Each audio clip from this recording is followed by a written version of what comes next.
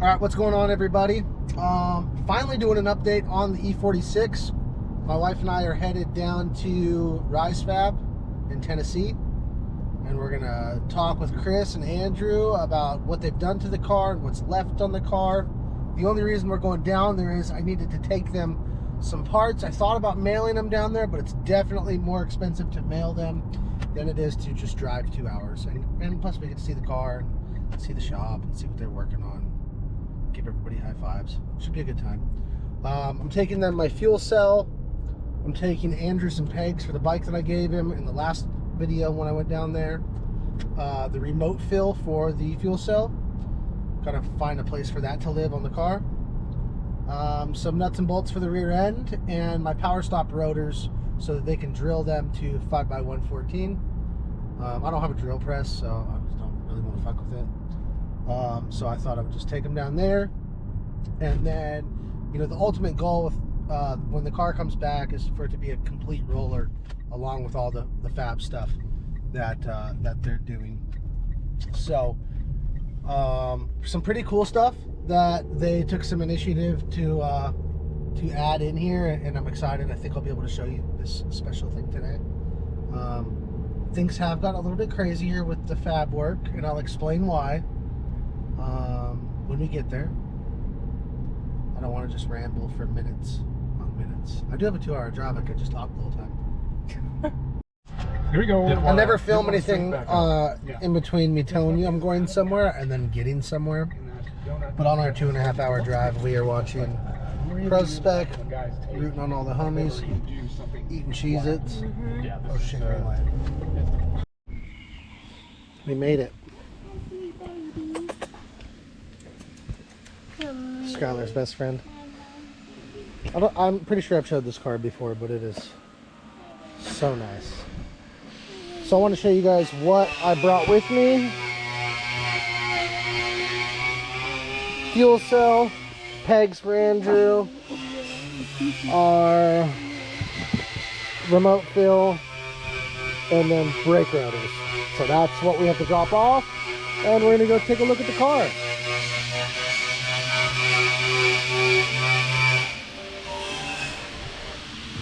This thing is so cool.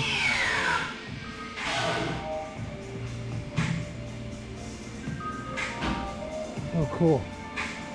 They're literally thrashing on the car right now.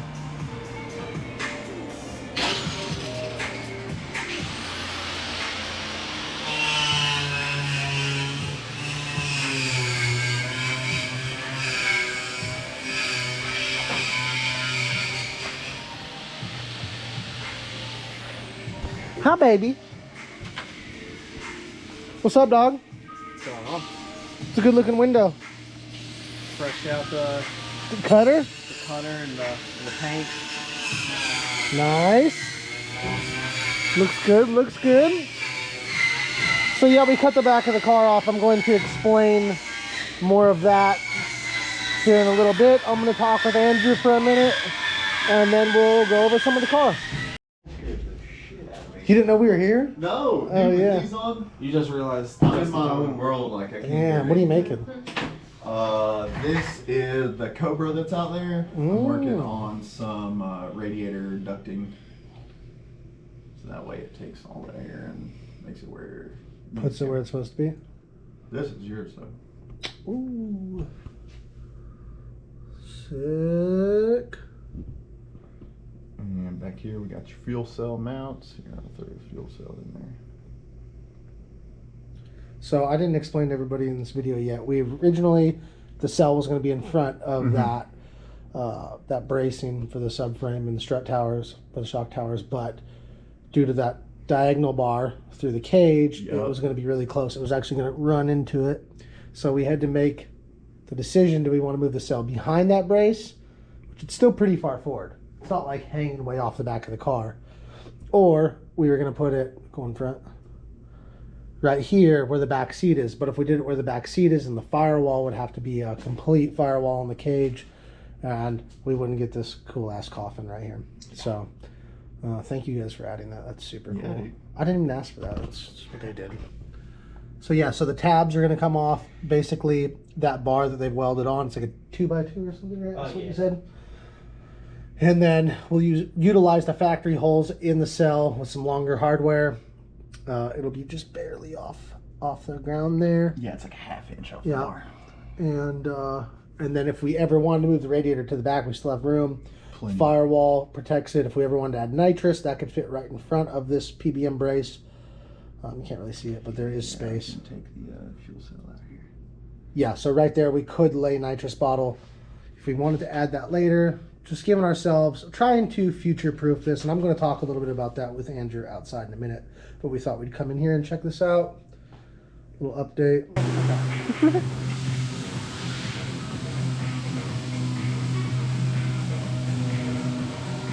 So this is about here.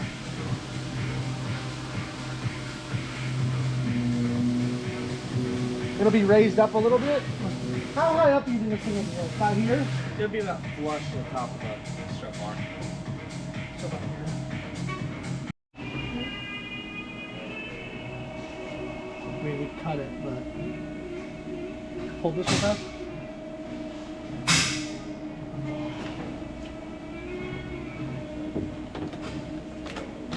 So you have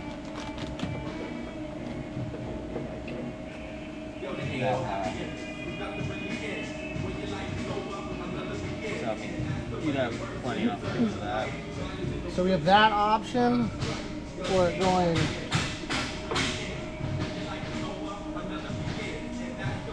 straight up that side.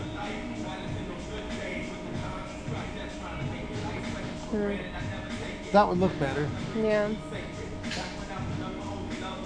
Before we film anything else with the car being worked on, which we're actually going to film some stuff of Andrew thrashing on the car, I just wanted to kind of break down the purpose behind this build, because I know that a lot of people are going to comment that a lot of this seems excessive, and I would agree that there's a lot going into this chassis and it could have been way more simple. But my thought process is the fab work, though it does have a price tag, it's more of a one-time thing versus building a car that I would say is overbuilt in the power department, because those are reoccurring expenses every time you run the car. So although this car will be built and have a nice, really nice chassis, the cost to run it, being that it's going to have low horsepower, stock rear end, well not stock, an M3 rear end, and not a dog box, at about 400 horsepower, the cost to run this thing is significantly cheap. We should get probably 12 to 16 laps out of a set of rear tires, affordable front suspension, and suspension components. We're running pump gas on this. So the overall cost of operation to run this thing at the track is very low. And I think that people get confused when they talk about overbuilding cars, because overbuilding cars and building a car that's reliable and safe isn't overbuilding. It's when you get into these crazy high horsepower numbers and the cost to run the car for the weekend is in the, you know, $4,000, $5,000, $6,000 per weekend, which you see with like Pro Spec. Then you go to Pro 1 and you can see like an RTR car is about $1,200 a lap. So this thing, the cost to run it is going to be very low, but there is a lot of work going into creating a chassis that will have longevity, reliability, and safety features. Now, to get to the back of the car, it's cut off. That was not part of the plan by any means, but we did that because I've been working with 2F Performance for years on all of my cars, my S13, my S14, and now this, and their over fenders seemed like the best option for the width, the height of the arches in the for the wheel well, to match with their body kit, because the body kit sits so low, the car has to be kind of high. Now the thing with their rear over fenders are that they are LFCs, so that's a whole replacement that goes all the way out and gives you new taillight buckets. I'll insert a picture of that right here. So it's going to replace everything, and basically the same cost as any other over fender. So the over fender isn't the cost here. Cutting off the back of the car isn't the cost. but building the structure that supports the rear over fender and bash bar setup, because you're getting rid of the factory one, that's where the added cost is. And it's unfortunate. That's one thing I didn't really want to do, but after talking to Paco and the guys at 2F, and then kind of supporting me and my program forever, it just seemed like the best option. So that's what we're doing. Our cage kits cage is complete. We got our Power by Max parts in here.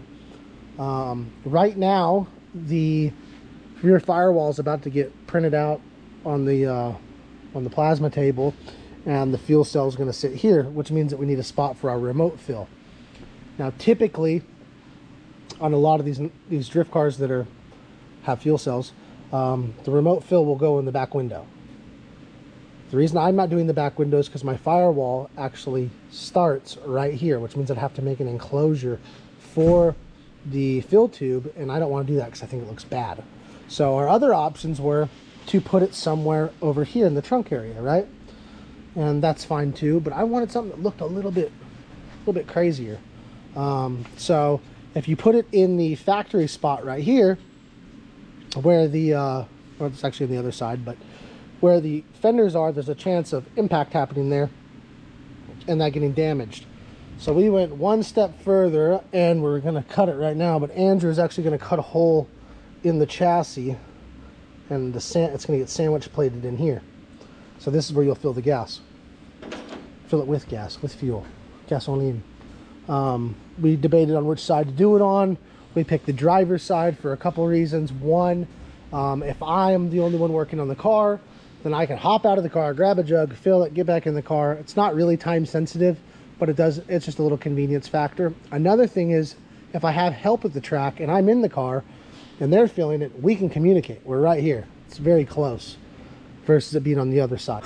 Looks great. Andrew created that and gave us some welded on nuts on the bottom. The bolts just go right in. Super simple.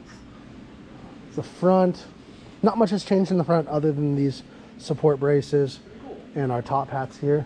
Here's a cart full of shit from my car. Subframe, axles, seat brackets. Are these my tail lights? Yep. Tail lights. Andrew's station here. We got all of our hardware for the rear end. These are some new axle nuts. I don't know if they're front or back. You'll have to figure that out. Okay. I think they're fronts. The black and gold looks epic. There's going to be a lot of black and gold on this car. The wheels are a little bit more bronzy, but still kind of follows that trend. We don't know what color to paint or wrap the car, so let us know in the comments. Okay, she says emerald green. I don't know over there yet. Emerald green. I want black, but No. it kind of sounds like she should build her own car.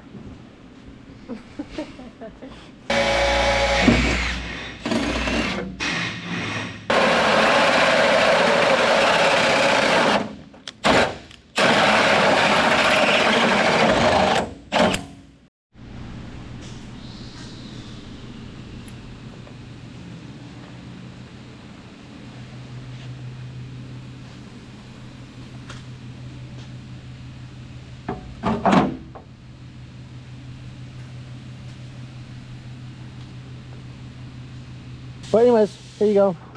Chris came over here and looked at it and dropped my fuel cap immediately. You see I'm being very careful.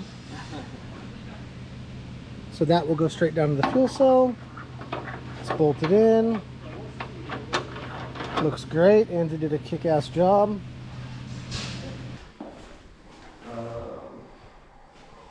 This one. This is yours. Which one's this? For the S14. Ah, okay. Sick. So there's a rear window. We have another corner window. One of these is mine. I think it's a smaller one. The bigger one. Is it? It's crazy how big the Are you corner glass sure? is. S14, E46. That's the... No way. Yep. I mean, it makes sense. There's two of these and... Huh, okay. You see how much bigger the S14 rear is compared to that. Yeah. Oh, here's my body kit too. So there's two F kits in here. One's mine, one's Jackson's. Sick. It looks like he's making... That's your fuel cell mount. Oh, so that's something. What are you making? Fuel cell mounts. Cool. Yep. Next is the firewall once I get these prepped and bent. Cool, we'll get to see these too. I guess we could look at Andrew's car too. He's been hand molding this wide body kit for his Porsche. Front bumper, it's all... Is this going to be like a front clip or how is that? Bumper. Oh, okay, it will be. Oh, okay. So he's just doing this side first, then they'll scan it, right? Scan it, put it into the computer, let Joel replicate the opposite side and 3D print it. And that way I just have to do the work once. Cool. If you wanted to, flip those off. What are you going to snip off that corner? We're just going to scrap this whole idea and cut it up for scrap metal. Cool. All right, guys. That's a wrap. What I'm doing at this very second isn't too exciting, but when I start rolling that, then you can actually like see some shit. I mean, you can see that you've done stuff. Yeah.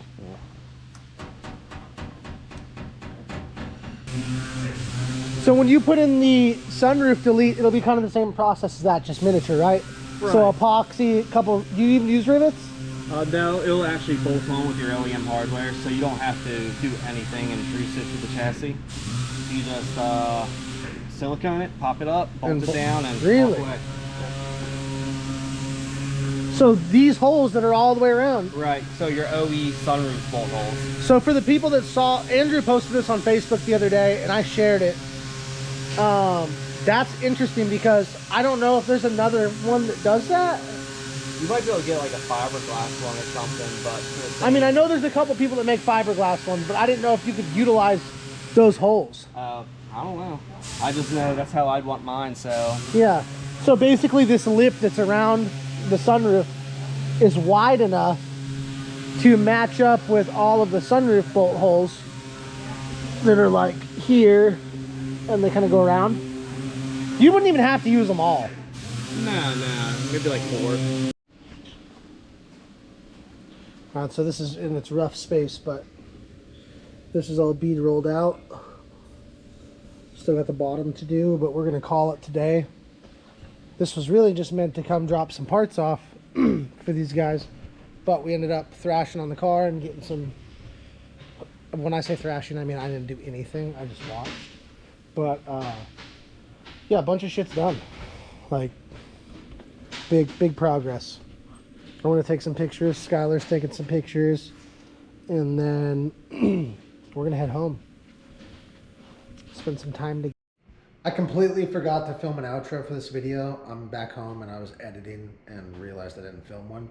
So I thought I'd jump out to the garage real fast and show you guys what's gonna happen when the car comes back. As soon as it gets back, we're gonna plumb all of the brakes and also paint the inside of the chassis. So we got a bunch of steel here. So that'll paint the interior, and then we can actually plumb the brakes. We've got our brake booster delete from Chase Bays, our new brake pedal, and then down here. So we got all of our brake lines and stuff from Chase Bays, and then we got our rotors. We got our rotors and our calipers from Power Stop. So we've got some Z32 calipers here that are beautiful, that we can mount thanks to Part Shop Max for making a bracket for that. I haven't actually ordered it yet, but I will order that. Mount the passenger seat, mount our Haltech dash, mount our dash. Here's the vent for the fuel cell. We can start plumbing the fuel lines, at least all the way up to the fuel filter. From the fuel filter to the engine, we'll have to wait because the engine's not in the car yet. But yeah, it's gonna start to look like a car. So thanks again for watching. I know this video is pretty much just all talking, but I do appreciate you guys watching. Hopefully you guys made it through the video. If you guys have any questions, feel free to hit me up. Much love, thank you. Make sure to like and subscribe. It seems like the more I get you guys to interact in the comments and stuff, these videos are starting to pick back up. So I appreciate that. When I start seeing that people are watching them, it's definitely more motivating to make them. So just bear with me, and thanks again for watching. Later.